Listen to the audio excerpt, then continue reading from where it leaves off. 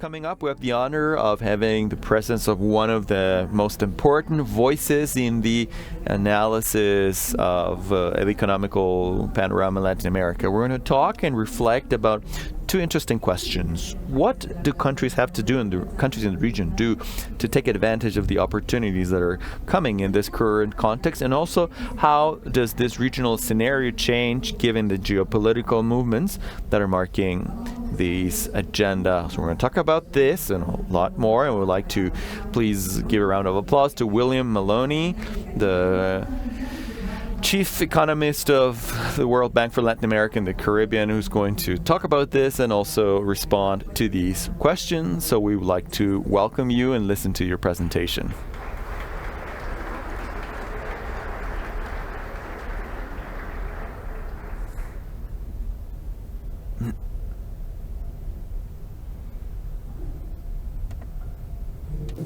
Muy buenos días a todos. Well, good morning, everyone. Thank you for giving me this space. Thank you for Carla and InvestChile for your invitation. We are living in different times. The international system is changing a lot in directions that we cannot clearly see. What I would like to do today is talk a little about some things of what we do know and what we don't know of how the international system is evolving, and also talk about what does Chile have to do to take advantage of the opportunities that we have, which are very clear to me, so we can keep growing. So I'm going to start by speaking about the state of the region. We developed a report a couple months ago precisely on this issue. We have the numbers that we currently need, and we also, there's a part specifically about entrepreneurship, but we're going to start asking ourselves, how are we doing as a region? And we've grown as a region less than any region in the world. We haven't done so well. We look at Chile. We are a little bit above the average in the region, but not that much. And it's not that with, central bank has said 2.5, we say 2.2, but when we're talking about 2, we're talking about very low figures for creating new and better jobs and alleviating poverty in the country.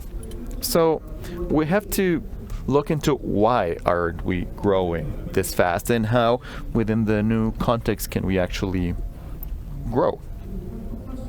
In the short term, we have some challenges. It's not a completely favorable global situation. Obviously, finally, interest rates are falling slowly by slowly in countries as we are finishing off inflation. There's a lot of uncertainty in what would the policies of the Fed be. Interest rates are falling slowly by slowly, and this reduces the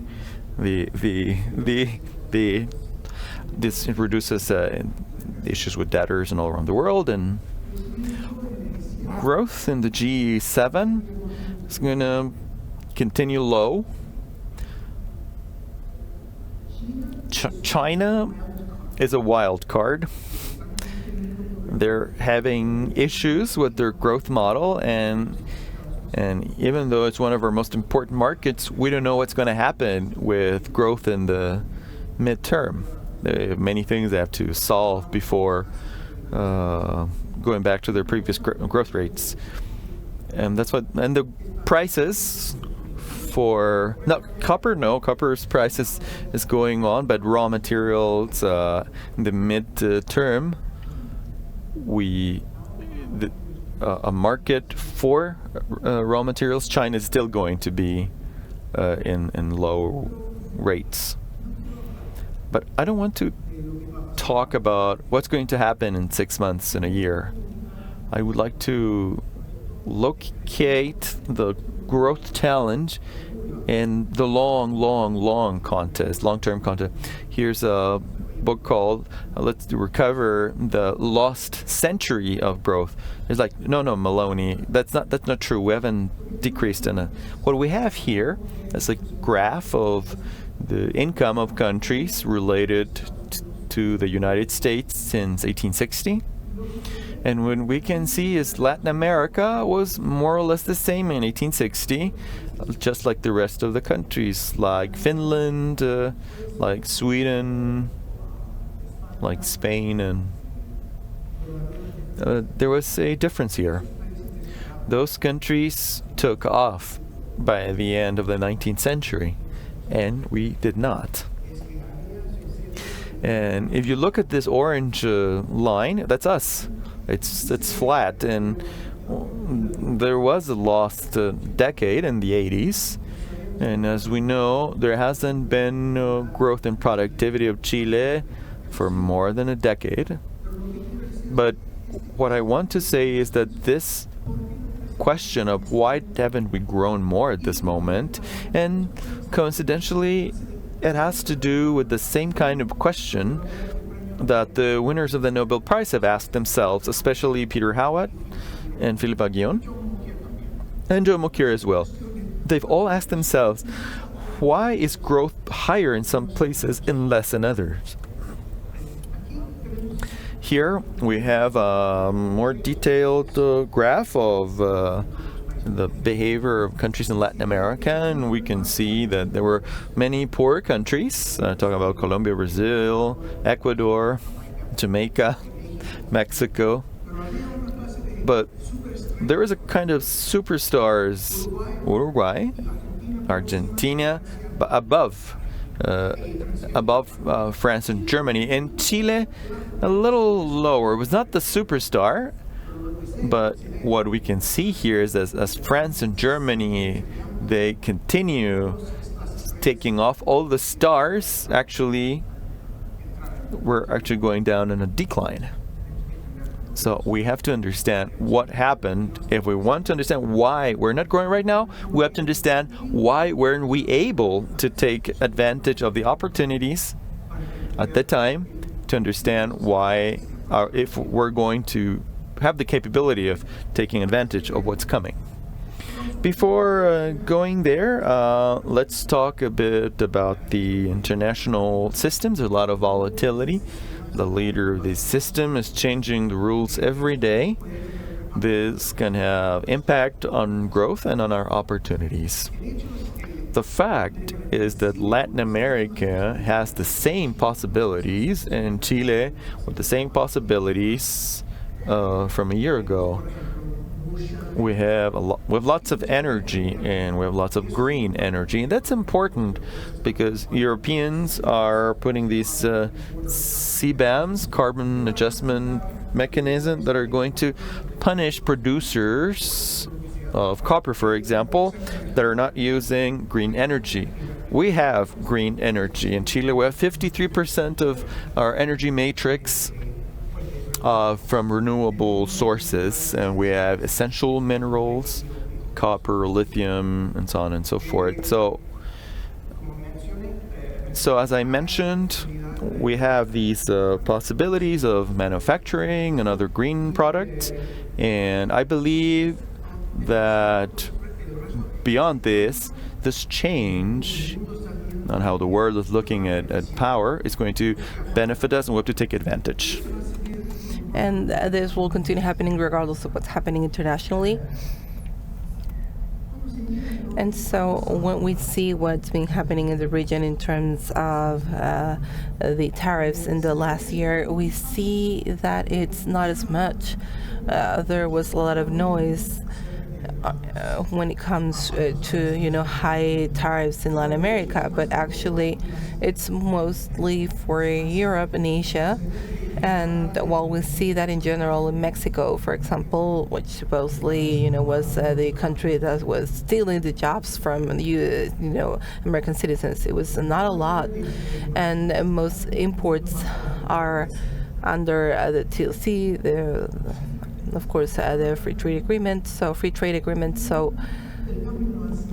it's not been a big change. Now, the thing is that the volatility has been taking off hugely, and first in 2018, that was Trump won, and that was increase in volatility, the lack of predictability of the huge system, and now this is 4 times the same number. So this is stopping the investment everywhere in the world. We see that in Mexico, their growth this year was pretty bad, but everyone else is quite okay. So we'll wait until this is all sorted out. So this volatility will hit us for quite a while, and we need to have the capacity as a country to be able to react to these changes, this volatility, which is something that truly could help us surf this moment. So what's really interesting here is that maybe because changes have not been as violent or as huge for Latin America, our exports have been quite strong. So we don't see a lot so far.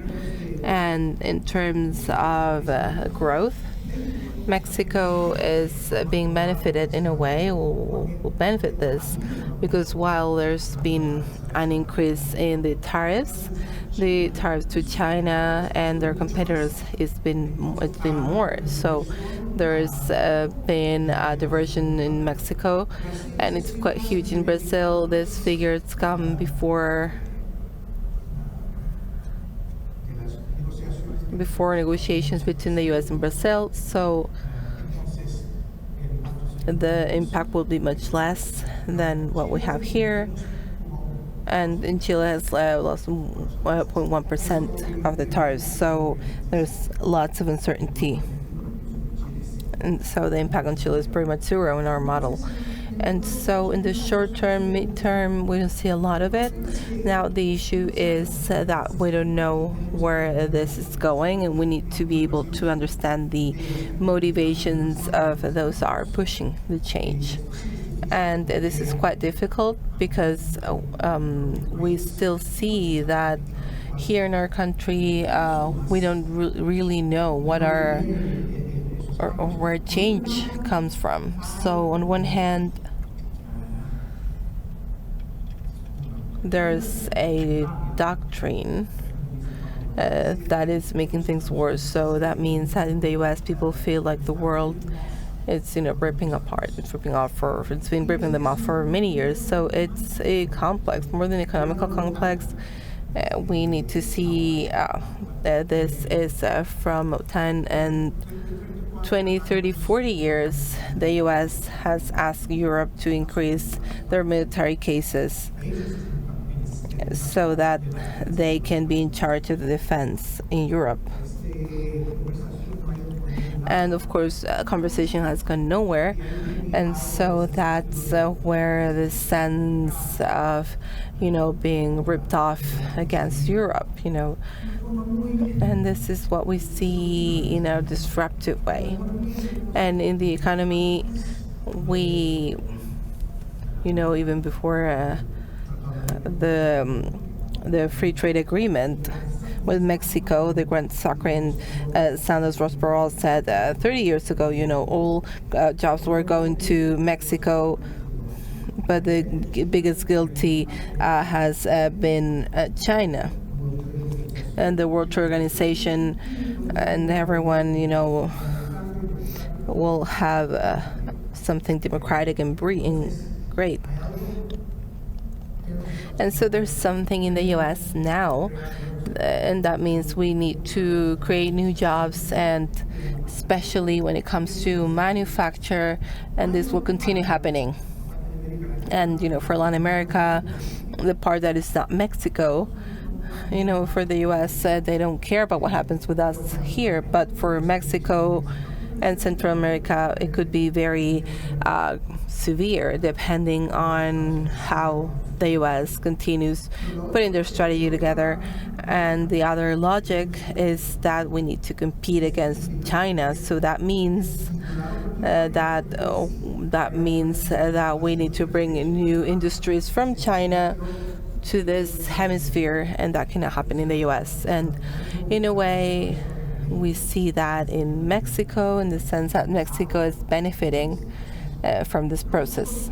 But those things compete because, everyone is either ripping us off or, Latin America, there's manufacture, and there's certain parts of the international academia. And so I don't think the strategy is well articulated. So we are going to see, but what we do know is that there is a more steady system, and that midterm the U.S. is big, but only 15% of international commerce. As we know, Europeans and Latinos, we're all working together and in a new pact in the South Cone, and it's happening everywhere, where all countries want to be diversified, and then they want to have a system that can be foreseen. And so I don't think the system is dead, but it's a matter of years before we can tell exactly where we're landing. And I also think that there is some negotiation in a way between China and the U.S. in terms of what's their relation, and this is very hard to link, and we know that they are competing geopolitically, and so they are trying to find a new balance, and we don't know exactly where they will land, but something will come up as a new imbalance. And in the short term, will have important costs. In the U.S. especially, there's a very interesting article by the Copynet in the Financial Times. It came out a few days ago saying that, in Brexit, there wasn't a big impact in the first 2-3 years. And we left Europe and there was no impact. No. But now the calculation is that the UK lost about 6-8% of the GDP in terms of accumulated growth. And so that would be a problem. And so, of course, there's an important impact on global investment. Now, I don't know if this is affecting in the direct investment flow, but the direct foreign investment flow, but we see this everywhere. And we see how Latin America, except from the figures that Carlos showed, overall Latin America is under a process that we're not seeing the nearshoring impact. So it's quite flat, the foreign investment in Latin America. And so that could be due to several reasons, but part of that is why there is uncertainty. But also, as a region, we have different tasks. And so if we look at the education rates and the quality of the workforce, about 30-35% of companies in America, they say that they cannot grow because they lack qualified labor. So the figure is about 15%. So that's key because, if I'm going to open a company in Latin America, or if I'm thinking about leaving China, I'm looking at Vietnam or Mexico. And then it's best if I go to Vietnam. And now if we look at infrastructure, if Chile has a good system, good infrastructure, the rest of Latin America, not so much. But especially Mexico, we see infrastructure that's quite old-fashioned. So once again, Vietnam is looking good. Chile is going under the same moment of violence that the rest of the continent is going through. Of course, it's much less. But in Mexico, the cost of operating in a system where organized crime has a lot of weight is increasing, and it's an issue that does not happen in Vietnam. So there are several areas where we need to work and make sure that we have a reputation in Chile, and we need to have financing, quality, and labor, all of that. Okay, now I would like to go back to this long-term issue. and this loss cycle, and what does it mean for us looking towards the future. One of the Nobel Prize winners, Peter Havel, has a model, and they have models where there are quite similar economies, and they could have different balance, growth equilibrium, high, low balance, depending on your capacity for absorbing new technologies from abroad. And now if you have educated people and you have technological capacities, good management, you can have new opportunities and you can implement new technologies in Chile. And if not, then it's okay. And so this phenomenon with multiple balances, that also happens within very homogeneous products and very disaggregated products. So that started in 1870s. 1870s when Chile was a star, and we have 40% of international copper market now. But what we see, in the turn of the century, we dropped from 40% of the international market, and the production of copper also dropped to the point where Sufufa said, no more copper, this is not promoting growth. And of course, Sufufa was not correct, because as we were able to see later, around 1920s, copper took off again. So my point is, it's exactly the same product. It hasn't changed in 13.5 million years after, the Big Bang, or, So it's pretty much a homogeneous product, but two regimes in the same country, when the impact on the development of the country is quite different. And so what was the difference? Comparing new technologies coming up from the second industrial revolution. And so that was key. But the problem for us as a country was that it was brought by foreigners. That was the issue. These big companies, and in 1960 there was no Chilean engineer that could monitor what was happening. And so this is why we feel this dependency. Of course, it should not happen like this.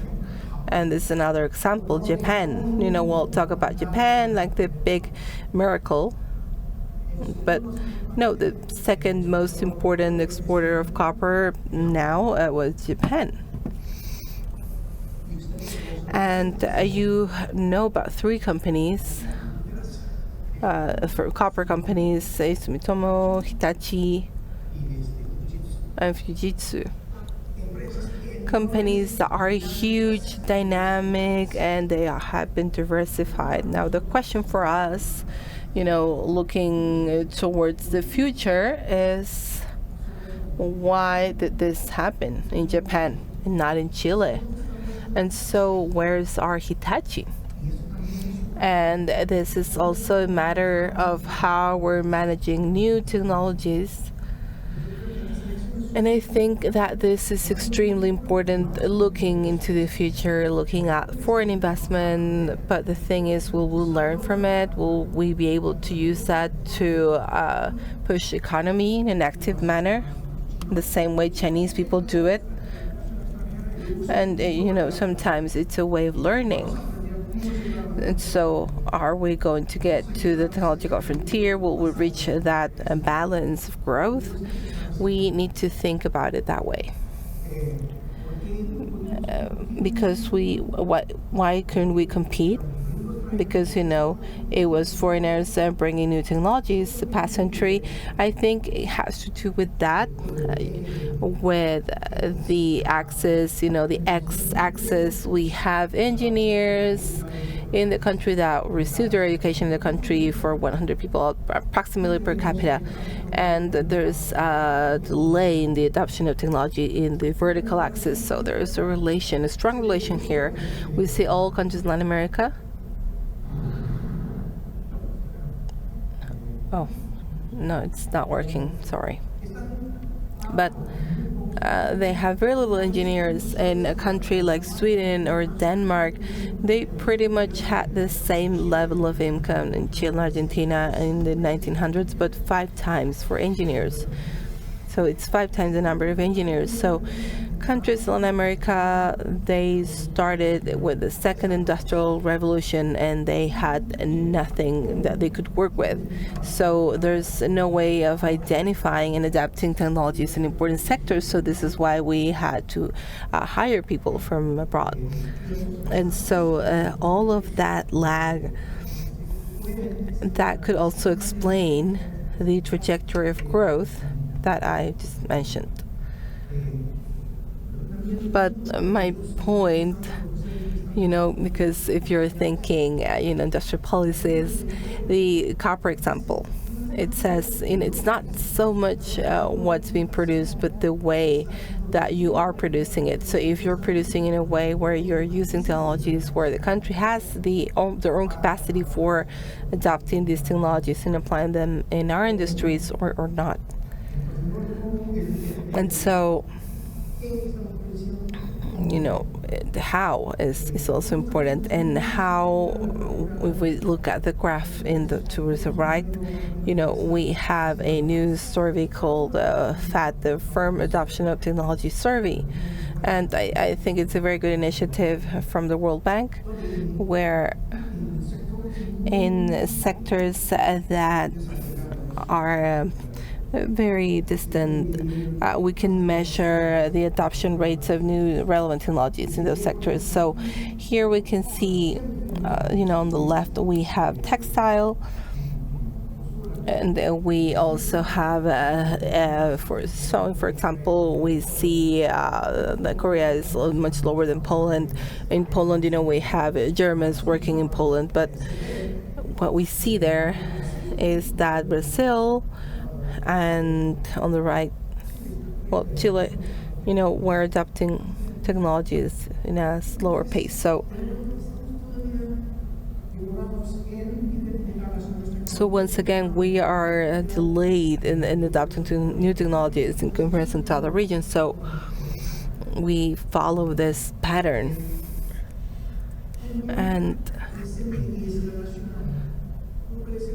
we see, then we don't have to increase education, right? This is wonderful. Vietnamese people, they have more education, etc. But we are increasing our levels of education, yes. But the graph is quite interesting. It's by Umeranos, a Chilean guy working with me, and all of these countries, they increased the human capital in terms of amount in an equal manner. So Chile is 90, about 2020. So we used the increase in education in Chile, and looking what happened with Korea when this happened, in Singapore as well. What we see is that all of these countries have more bang for buck. They have more of an impact than Chile, and both in productivity and growth. And so that means that our education might not be the same quality. Maybe we're doing something wrong, or we're not educating people in the right manner. So there's not a match between the economy and education, but there's certainly something, or maybe it's a matter of, if our companies are adopting technologies where they need these skills or education, and that's not showing up. So that could also be the problem. I don't have the answer to this, but all these are important hypotheses. As I was saying, we keep on, I could say partially, education is not as good, but what we have here is the percentage of students that are above a certain line in terms of scorings in mathematics, for example. You see Vietnam, a poor country, is more or less the same level of the OCDE. Chile, compared to the rest of Latin America, is in a decent place, but still way beyond, under Vietnam and the rest of the OCDE. So we might be actually making progress in terms of education, but in terms of what our students know and are master, we're way below other regions. Also, when we look at numbers of, for example, of people graduating in tech and science careers, Latin America is still low. Our Nobel winners are in literature. We don't have Nobel Prizes in mathematics and physics. There's still a certain gap in how we are educating our people. In terms of the quality of our universities, everybody in this room went to excellent high schools. I know that. I was in Colombia. My daughter's high school was much better than in the United States. Latin Americans' elite is very well educated. But taking all universities together, we have very few in the top tier. Whereas in other areas, other regions, excepting Africa, is everybody else above us. I don't know exactly what is it that what is all the money that we're investing in education? What's happening? It's not generating many publications. We're not moving each other towards this technological border. We're not collaborating with the private sector. There's not something Latin America, and we have separations of universities and the private sector. We see that here. Actually, there's this separation, this gap. We don't see that in Finland and Norway, and we have to change that. One can also ask oneself, if this was so important in the last century, to have engineers to take advantage of this growth that we lost, why weren't there more engineers back then? Because there was no demand. And here comes the question. If our business people are prepared to surf the coming changes in the international scene, but also, are they ready to look at the opportunities that are here? For example, in Sina, or other historians, Aníbal Pinto, for example, they're going to say, listen, we're asking the same question a century ago. Why are basically foreigners coming here without knowing the language and all the social connections? Are these foreigners actually starting new industry?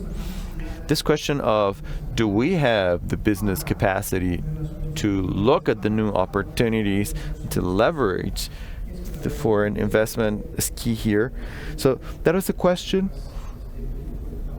behind the last publication that we presented, and it's very, very, this question is key.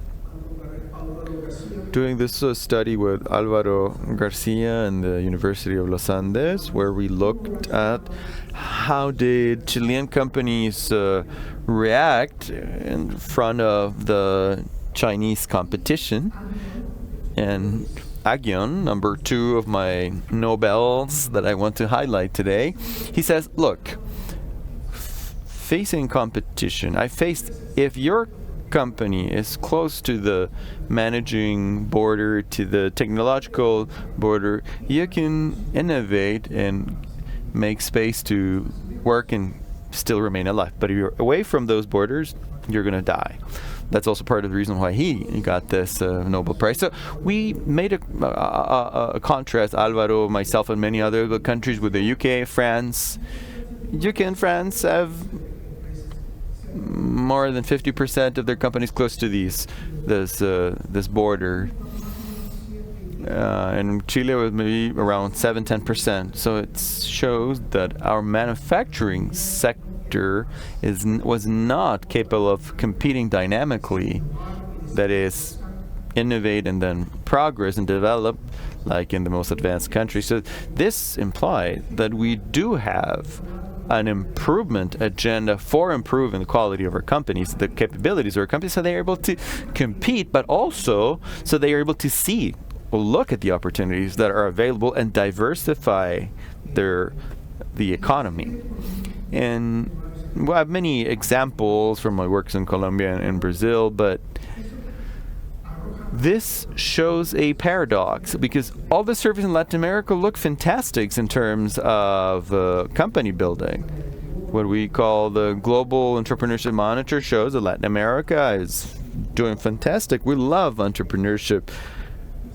We perceive that our capacity are excellent, and we're not afraid of failure. But the problem is that when we look activities, these spin-offs, new companies,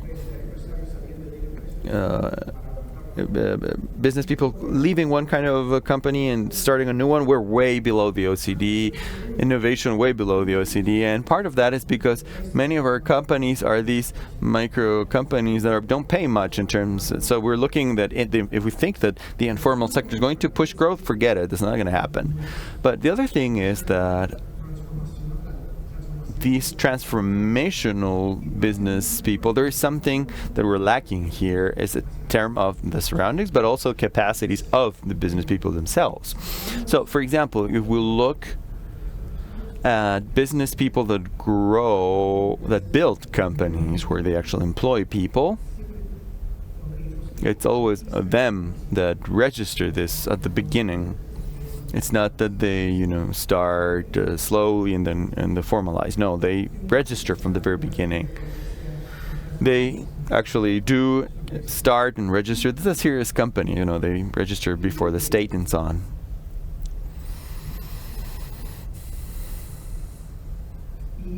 And Latin America and the Caribbean, in terms of this group of companies, is below Europe and Central Asia, below from North America. So we have here in crude number of business people we are lacking. But also looking at the capacity of business people, obviously something is happening. Sorry, this is my problem with technology. When we look at the World Management Survey, we can see that all the countries in Latin America, we're not in the frontier, at the border.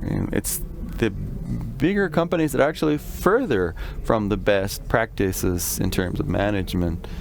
So there is work to be done so that our serious business people who are educated move towards the frontier in terms of managerial practices and technical practices.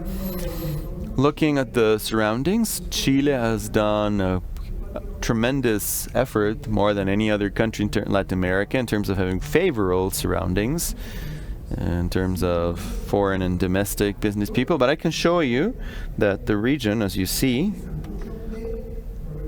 there's a lot of complaints in terms of getting financing, in terms of human capital restriction. And this is not just small companies. We have this graph here of Chile, and even the super big companies are saying that I have financing problem, but my main issue is human capital. So we have a problem of human capital in multidimensional. And here, I'm sorry, I'm at the wrong. So obviously, we still have an agenda in terms of maintaining, as Carla was saying, maintaining and improving our surroundings where we work, where companies, foreign and domestic companies work. But we also have an important agenda in terms of training for our business people and obviously the workforce. This is important. I'm going to finish here. I'm taking too much time. But I just want to make a quick review of these three books. The first and the second are important for Chile. And we also have these collection that's called the Productivity Project, which was inspired by Latin America. And what's lacking? As Chile, are we doing everything well? But we're not growing in terms of productivity. So we have many aspects of productivity here. And thank you very much for your time, for your patience. And that's it. Thank you.